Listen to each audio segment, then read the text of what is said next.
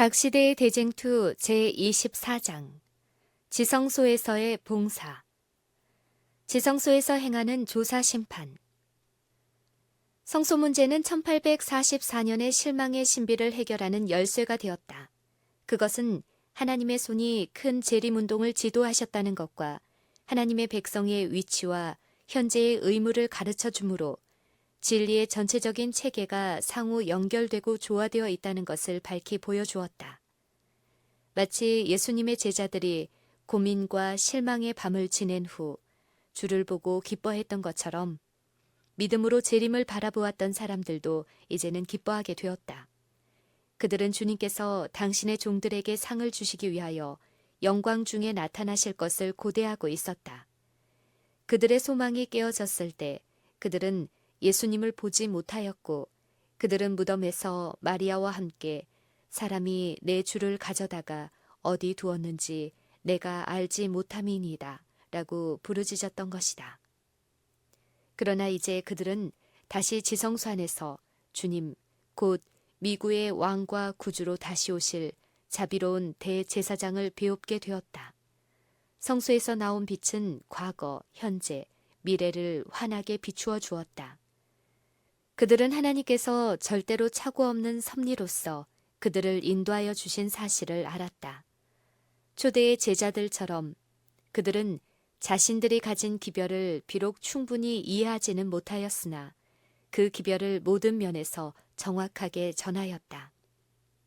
그 기별을 전함으로 그들은 하나님의 목적을 성취하였기 때문에 그들의 수고는 주님 안에서 결코 헛되지 않았다. 다시 산 소망이 생겨서 그들은 말할 수 없는 영광스러운 즐거움으로 기뻐하였다. 2300주야까지니 그때의 성소가 정결하게 함을 입으리라고 한 다니엘서 8장 14절의 예언과 하나님을 두려워하며 그에게 영광을 돌리라. 이는 그의 심판하실 시간이 이르렀음이라고 한 첫째 천사의 기별은 다같이 지성소 안에서의 그리스도의 봉사, 곧 조사 심판을 가리키는 것이지 주님께서 당신의 백성을 구속하시고 악인을 멸망시키기 위하여 재림하시는 일을 가리키는 것이 아니었다. 착오는 예언적 기간의 계산에 있었던 것이 아니고 2300주야의 끝에 일어날 사건에 대한 오해에 있었다. 그와 같은 오해 때문에 신자들은 실망을 당할 수밖에 없었다.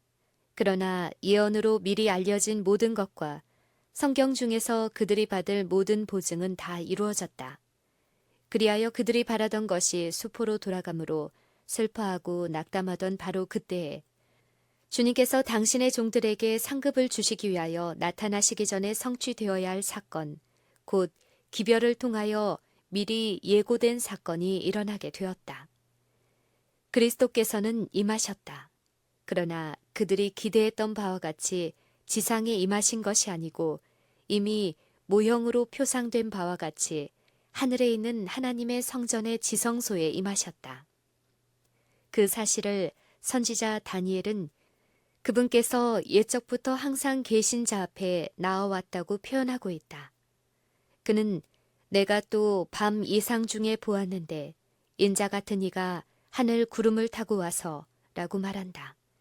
그런데 그는 세상으로 온 것을 말하지 않고 옛적부터 항상 계신 자에게 나와서 그 앞에 인도되매 라고 하였다. 말라기 선지자 역시 이때의 오심에 대하여 다음과 같이 예언하였다. 너희의 구하는 바 주가 호련히 그 전에 임하리니 곧 너희의 사모하는 바 언약의 사자가 임할 것이라. 주님께서 성전에 들어가시는 일은 하나님의 백성에게 있어서도 갑작스럽고도 예기치 못했던 사건이었다. 그들은 주님께서 그리로 가시는 것을 기대하고 있지 않았다. 그들은 주 예수께서 불꽃 중에 나타나실 때 하나님을 모르는 자들과 우리 주 예수의 복음을 복종하지 않는 자들에게 형벌을 주시기 위하여 세상에 나타나시기만 기대하고 있었다. 재림하실 주를 영접할 준비. 그러나 백성들도 아직도 그들의 주님을 맞이할 준비가 되어 있지 않았다. 그들에게는 아직도 이루어야 할 준비의 과업이 남아 있었다. 그들은 그들의 마음을 하늘에 있는 하나님의 성전으로 향하게 하는 빛을 받아야 할 것이었다. 그리고 그들이 믿음으로 거기서 봉사하시는 대제사장을 따라가므로 그들에게는 새로운 의무가 밝혀질 것이었다. 또한 교회는 또 하나의 다른 경고의 기별과 교훈을 받아야 할 것이었다. 선지자는 그의 임하는 날을 누가 능히 당하며 그의 나타나는 때에 누가 능히 서리요. 그는 금을 연단하는 자의 불과 표백하는 자의 잿물과 같을 것이라. 그가 은을 연단하여 깨끗게 하는 자같이 앉아서 레위 자손을 깨끗게 하되 금은같이 그들을 연단하리니 그들이 의로운 제물을 나 여호와께 드릴 것이라 라고 말한다. 하늘 성소에서 그리스도의 중보 사업이 그치게 될 때 세상에 살아있는 사람들은 거룩하신 하나님 앞에서 중보자 없이 서게 될 것이다. 그들의 옷은 흠이 없어야 하고 그들의 품성은 핏부림을 통하여 죄에서 깨끗해졌어야 한다. 그들은 하나님의 은혜와 그들 자신의 꾸준한 노력으로 말미암아 악과의 투쟁의 승리자가 되어야 한다. 하늘에서 조사 심판이 진행되고 있는 동안, 회개한 신자들의 죄가 성소에서 도말되고 있는 동안, 세상에 있는 하나님의 백성들 사이에는 정결케 하고 죄를 버리는 특별한 일이 이루어져야 한다. 요한계시록 14장의 기별에 이 사업이 더욱 분명하게 기록되어 있다. 이 일이 완성될 때 그리스도를 따르는 사람들은 그분의 재림을 맞이하기 위한 준비를 갖추게 될 것이다. 그때 유다와 예루살렘의 헌물이 옛날과 고대와 같이 나 여호와께 기쁨이 될 것이다. 주님께서 오실 때에 당신의 것으로 받으실 교회는 영광스러운 교회로 세우사 티나 주름 잡힌 것이나 이런 것들이 없는 교회가 될 것이다. 그때의 교회는 아침빛같이 뚜렷하고 달같이 아름답고 해같이 맑고 기치를 버린 군대같이 어미가 있을 것이다. 조사 심판과 어린 양의 혼인잔치. 주님께서 당신의 성전으로 들어가시는 일 외에 또한 그분의 재림, 곧 심판을 행하기 위하여 오시는 일을 말라기는 다음과 같이 예언한다. 내가 심판하러 너희에게 임할 것이라. 술수하는 자에게와 간음하는 자에게와 거짓 맹세하는 자에게와 품꾼의 삭세 대하여 억울케 하며 과부와 고아를 압제하며 나그네를 억울케 하며 나를 경외치 아니하는 자들에게 속히 증거하리라. 만군의 여호와가 말하였느니라. 유다도 같은 사건에 대하여 보라, 주께서 그 수만의 거룩한 자와 함께 임하셨나니 이는 무사람을 심판하사 모든 경건치 않은 자의 경건치 않게 행한 모든 경건치 않은 일과 또 경건치 않은 죄인의 주께 거스려 한 모든 강팍한 말을 인하여 저희를 정죄하려 하심이라 라고 말한다. 이러한 임하심과 주님께서 당신의 성전에 임하시는 일은 전혀 다른 별개의 사건이다. 다니엘서 8장 14절에 기록한 바와 같이 그리스도께서 우리의 대제사장으로서 성소를 정결케 하기 위하여 지성소에 들어가시는 것과 다니엘서 7장 13절에 묘사된 대로 인자 같은 이가 옛적부터 항상 계신 분 앞에 나아가시는 것과 말라기가 예언한 것처럼 주님께서 후련히 그 전에 임하시는 것 등의 세 가지는 모두 같은 사건을 묘사하고 있다. 그것은 또한 그리스도께서 마태복음 25장의 10처녀의 비유에서 직접 말씀하신 바와 같이 신랑이 혼인잔치에 들어가는 것과 같은 사건이다. 1844년 여름과 가을에 보라, 신랑이로다, 맞으러 나오라는 기별이 선포되었다. 그때에 슬기 있는 처녀와 미련한 처녀로 대표된 두 부류의 사람들이 나타났다. 곧 한 부류의 사람들은 주님의 나타나심을 기쁨으로 바라보고 그분을 만나기 위하여 부지런히 준비하는 자들이고 다른 한 부류는 두려운 생각을 가지고 일시적 충동으로 행동하여 진리의 이론에만 만족하고 하나님의 은혜는 결핍되어 있는 자들이었다. 비유에 의하면 신랑이 올 때에 예비하였던 자들은 함께 혼인잔치에 들어갔다. 여기에서 신랑이 오는 것은 잔치보다 먼저 있는 일임을 알려준다. 그리고 혼인은 그리스도께서 당신의 나라를 받으시는 것을 의미한다. 거룩한 성, 곧 그 나라의 수도요 대표인 새 예루살렘은 신부, 곧 어린 양의 아내라고 불리워진다. 천사는 요한에게 이리 오라, 내가 신부 곧 어린 양의 아내를 내게 보이리라고 말하였다. 선지자는 성령으로 나를 데리고 크고 높은 산으로 올라가 하나님께로부터 하늘에서 내려오는 거룩한 성 예루살렘을 보이니 라고 말한다. 그러므로 신부란 거룩한 성을 대표하며 신랑을 맞으러 나가는 처녀들은 분명히 교회를 상징한다. 요한계시록에 의하면 하나님의 백성은 혼인잔치에 청함을 입은 손님들로 불리워지고 있다. 손님이 된 자가 동시에 신부로 대표될 수는 없다. 그리스도께서는 선지자 다니엘이 기록한 대로 하늘에서 옛적부터 항상 계신 분께로부터 권세와 영광과 나라를 받으실 것인데 그 예비한 것이 신부가 남편을 위하여 단장한 것 같은 당신의 나라의 수도 새 예루살렘을 받으실 것이다. 그분께서는 그 나라를 받으신 후에 그 나라에서 당신의 상에 아브라함과 이삭과 야곱과 함께 앉아 어린 양의 혼인 잔치에 참여할 당신의 백성들을 구원하시기 위하여 만왕의 왕이요 만주의 주로 영광 중에 다시 오실 것이다. 자격 심사 1844년 여름에 선포된 보라 신랑이로다 맞으러 나오라는 기별은 무수한 사람들로 하여금 주님께서 즉시로 오실 것으로 기대하게 하였다. 그러나 그 지정된 시기에는 백성들이 기대했던 대로 신랑이 이 세상으로 오신 것이 아니라 혼인 예식을 위하여 하늘에서 옛적부터 항상 계신 자에게로 곧 당신의 나라를 받으시기 위하여 나아가시었다.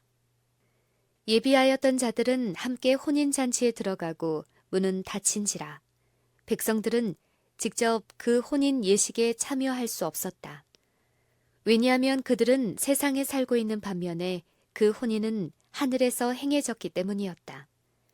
그리스도를 따르는 사람들은 그 주인이 혼인집에서 돌아와 문을 두드리면 곧 열어주려고 기다리는 사람과 같이 되어야 한다.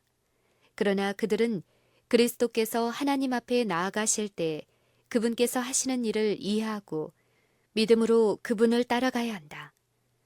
이런 의미에서 그들이 혼인잔치에 들어간다고 기록되어 있다. 비유에 의하면 혼인잔치에 들어간 사람들은 등뿐만 아니라 그릇에 기름을 준비한 자들이었다. 성경에서 진리의 지식을 얻은 사람들은 또한 성령과 하나님의 은혜를 가지고 있었다.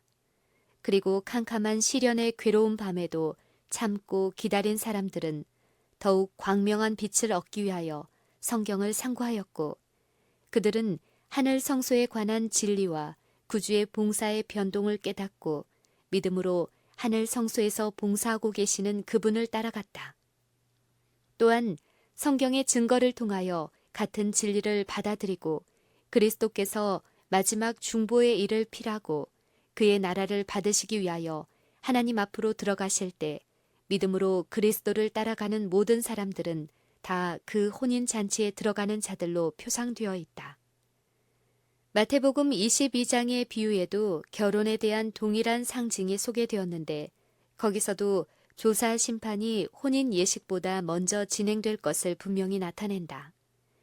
혼인 예식이 있기 전에 왕이 먼저 와서 모든 사람이 다 예복, 곧 어린 양의 피로 씻어 깨끗하게 된 흠없는 품성의 옷을 입고 있는지 알기 위하여 손님들을 살펴보게 된다. 부족한 것이 발견되는 자는 밖으로 내어 쫓김을 당하지만은 검사한 결과 혼인 예복을 입은 것이 인정되는 자는 모두 하나님의 간합하심을 받고 그분의 나라에 들어가 그분의 보좌에 앉을 자격을 얻게 된다. 이와 같이 품성을 검사하는 일, 곧 누가 하나님의 나라에 들어갈 준비가 되었는지 결정하는 것이 곧 조사 심판이요 하늘 성소에서 하는 마지막 사업이다. 모형적 봉사와 실체적 봉사. 조사 심판의 사업이 마치고 각 시대의 그리스도를 따르는 자라고 공언하는 자들의 판결이 결정되면 바로 그때의 은혜의 시기가 끝나고 자비의 문은 닫혀질 것이다. 예비하였던 자들은 함께 혼인잔치에 들어가고 문은 닫힌지라고 한 간단한 구절에는 구주의 마지막 봉사에서 인류를 위한 구원의 큰 사업이 완성되기까지의 모든 사실이 다 포함되어 있다. 우리가 이미 연구한 바와 같이 지상 성소의 봉사는 하늘 성소의 모형인데 대제사장이 대속죄일의 지성소에 들어갈 때 성소의 첫째 칸의 봉사는 마치게 된다. 하나님께서는 그가 지성소에 속죄하러 들어가서 자기와 그 권속과 이스라엘 온 회중을 위하여 속죄하고 나오기까지는 누구든지 회막에 있지 못할 것이라고 명령하셨다. 그와 마찬가지로 그리스도께서 속죄의 마지막 봉사를 행하시기 위하여 지성소에 들어가셨을 때 첫째 칸의 봉사는 마쳐졌다. 곧 첫째 칸의 봉사가 그쳤을 때 둘째 칸의 봉사가 시작되었다. 모형적 봉사에서 대제사장이 대속죄일의 성소를 떠나갔을 때 그는 충심으로 죄를 회개한 모든 이스라엘 백성을 위하여 속히 제물의 피를 드리고자 하나님 앞으로 들어갔다. 그와 같이 그리스도께서도 우리의 중보자로서의 첫째 단계의 봉사만을 마치시고 그 사업의 다른 분야에 들어가서 죄인들을 위하여 흘리신 당신의 피를 가지고 하나님 앞에 지금도 탄원하고 계신다. 이 문제가 1844년의 재림 신도들에게는 이해되지 못하였다. 구주께서 오실 것으로 기대되었던 시기가 지났을지라도 그들은 그분의 재림이 임박한 줄로 여전히 믿고 있었고 그들은 중대 위기가 이르렀다는 사실과 그리스도께서 하나님 앞에서 행하시는 인간을 위한 중보자로서의 그리스도의 사업이 마쳐졌다고 주장하였다. 그들은 주님께서 하늘 구름을 타고 실제로 오시기 직전에 사람을 위한 은혜의 시기가 마치게 될 것이라는 사실을 성경이 가르치고 있다는 것을 알았다. 그것은 사람이 은혜의 문 앞에서 두드리고 찾고 부르짖으나 열리지 아니할 시기를 가리켜주는 성경절들을 볼 때 분명한 것 같았다. 그리고 그들에게는 지금까지 그들이 재림의 때로 알고 기대했던 그 시기가 과연 재림 직전에 있을 시기의 시작이 아닌지가 문제였다.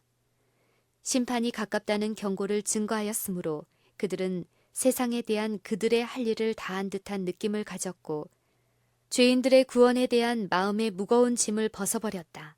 그러나 그와 반면에 경건치 않은 자들의 대담하고 모독적인 조롱은 마치 하나님의 영이 당신의 은혜를 저버린 자들에게서 물러간 또 다른 증거인 것처럼 생각되었다.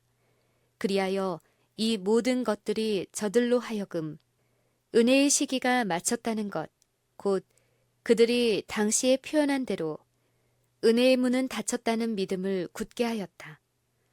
그러나 성소 문제를 연구함으로 더욱 밝은 빛을 받게 되었다. 그들은 1844년에 있은 2300 주야의 끝이 중대한 위기를 특징 지었다는 사실에 대한 그들의 믿음이 틀림없다는 것을 깨달았다.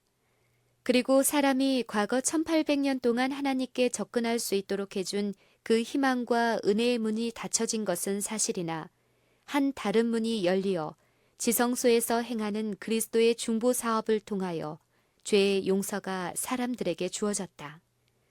그리스도의 한 가지 봉사가 마쳐진 것은 또 하나의 다른 봉사를 행하기 위한 일이었을 뿐이었다. 아직도 그리스도께서 죄인을 위하여 봉사하시는 하늘 성소로 들어가는 열린 문은 그대로 남아 있었다. 하늘에서 행하는 그리스도의 중보 사업. 그러므로 요한계시록에서 오늘날 교회에 준 말씀, 거룩하고 진실하사 다윗의 열쇠를 가지신 이 곧 열면 닫을 사람이 없고 닫으면 열 사람이 없는 그이가 가라사대 볼지어다 내가 내 앞에 열린 문을 두었으되 능히 닫을 사람이 없으리라 라고 한 말씀이 무엇을 의미하는 것인지 알 수 있게 되었다. 예수님의 중보 사업을 통하여 축복을 받을 수 있는 사람들은 위대한 속죄 사업을 행하시는 예수님을 믿음으로 따라가는 사람들 뿐이다. 그와 반면에 이 중보 사업이 밝히 가르쳐주는 빛을 거절하는 자들은 그분께서 중보하시는 혜택을 얻을 수 없다. 그리스도의 초림시에 주어진 빛을 거절하고 그분을 구주로 믿지 아니한 유대인들은 그분께서 주시는 용서를 얻을 수 없었다. 예수께서 승천하신 후 당신의 중보 사업의 축복을 당신의 제자들에게 주시고자 당신 자신의 피를 가지고 하늘 성소에 들어가셨을 때에도 유대인들은 완전한 암흑 속에 묻힌 채 여전히 무익한 희생 제물과 그 밖의 제물들을 계속해서 드리고 있었다. 모형과 그림자에 속한 봉사는 이미 끝났다. 사람들이 하나님께 가까이 나가기 위하여 이전에 사용하던 문은 이미 닫혔다. 유대인들은 하나님을 만날 수 있는 유일의 길, 곧 하늘 성소의 봉사를 통한 길을 거절하였다. 그러므로 그들은 하나님과 교통할 수 없게 되었다. 그들을 향해 열려있던 문은 닫혀졌다. 그들은 참된 희생 제물이시며 하나님 앞에 있는 유일한 중보자이신 그리스도를 알지 못하였다. 그러므로 그들은 그분의 중보 사업을 통한 축복을 받을 수 없었다. 믿지 아니한 유대인들의 상태는 소위 그리스도인이라고 공언하면서도 경솔하고 불신적이며 우리의 자비하신 대제사장의 사업을 고의적으로 알지 아니하고자 하는 자들의 상태를 예증해 준다. 모형적 봉사에 있어서 대제사장이 지성소에 들어가면 온 이스라엘 족속은 성소 주위에 모여서 죄사함을 받고 회중에게서 끊어지지 않기 위하여 지극히 엄숙한 태도로 하나님 앞에 마음을 겸비하게 하도록 요구되었다. 그렇다면 우리는 실제적인 대속죄일에 있어서 우리의 대제사장의 사업을 이해하고 우리가 해야 할 의무를 깨닫는 일이 얼마나 기묘한 일인가. 인류는 하나님께서 자비로서 보내주시는 경고를 거절하고서도 무사할 수는 없다. 노아 시대에는 하늘로부터 한 기별이 이 세상에 주어졌는데 그 기별을 취급한 태도 여하로 사람의 구원이 좌우되었다. 경고를 거절하였으므로 하나님의 성령께서는 죄 많은 인류에게서 떠나고 그들은 마침내 홍수로 멸망을 당하였다. 아브라함 당시에도 은혜는 소돔의 흉악한 주민들을 위하여 더 이상 간언하지 못하였으므로 롯과 그 아내와 두 딸 외에는 모든 사람이 하늘에서 내려온 불로 멸망되었다. 또한 그리스도의 시대에도 그러하였으므로 하나님의 아들께서는 당시에 믿지 않는 유대인에게 보라, 너희 집이 황폐하여 버림바 되리라고 선언하였다. 무한한 능력을 가지신 분께서는 마지막 시대를 내다보시고 진리의 사랑을 받지 아니하여 구원함을 얻지 못할 자들에 대하여 이러므로 하나님이 유혹을 저희 가운데 역사하게 하사 거짓 것을 믿게 하심은 진리를 믿지 않고 불의를 좋아하는 모든 자로 심판을 받게 하려 하심이니라 라고 선언하신다. 그들이 하나님의 말씀의 교훈을 거절할 때 하나님께서는 당신의 성령을 거두어 버리시고 그들을 그들이 좋아하는 기만 가운데 버려두신다. 그러나 그리스도께서는 여전히 사람들을 위하여 중보하고 계시므로 빛을 구하는 자들에게는 빛이 주어질 것이다. 처음에는 재림신자들이 그 사실을 이해하지 못하였다. 그러나 그 후에 그들이 참된 입장을 명확히 드러내주는 성경 구절들이 그들 앞에 전개됨에 따라 그것이 분명하여졌다. 1844년 이후의 재림운동 1844년의 시기가 지나감에 따라 재림의 신앙을 여전히 간직하고 있는 사람들은 큰 시련을 당하였다. 그들의 진정한 입장을 분명히 확인해 주는 일에 관한 한 그들에게 위안과 안도감을 주는 유일한 것은 그들의 마음을 하늘의 성소로 이끌어준 빛이었다. 그런데 어떤 사람들은 예언적 계산에 대한 이전의 믿음을 버리고 재림운동에 수반되었던 성령의 큰 능력을 인간 혹은 사단의 능력이라고 말하였다. 그러나 다른 한 무리들은 과거의 경험을 통하여 하나님께서 그들을 인도하신 사실을 굳게 믿고 요동치 않았다. 그들은 하나님의 뜻을 알기 위하여 기다리고 깨어 있어 기도한 결과 마침내 그들의 대제사장께서 다른 단계의 봉사 사업에 들어가셨다는 사실을 알게 되어 믿음으로 주님의 뒤를 따라갔을 뿐만 아니라 교회의 마지막 사명이 무엇인지도 깨닫게 되었다. 그들은 첫째와 둘째 천사의 기별을 분명히 이해했으며 요한계시록 14장에 셋째 천사의 엄숙한 경고를 받아온 세계에 전할 준비가 갖추어졌다.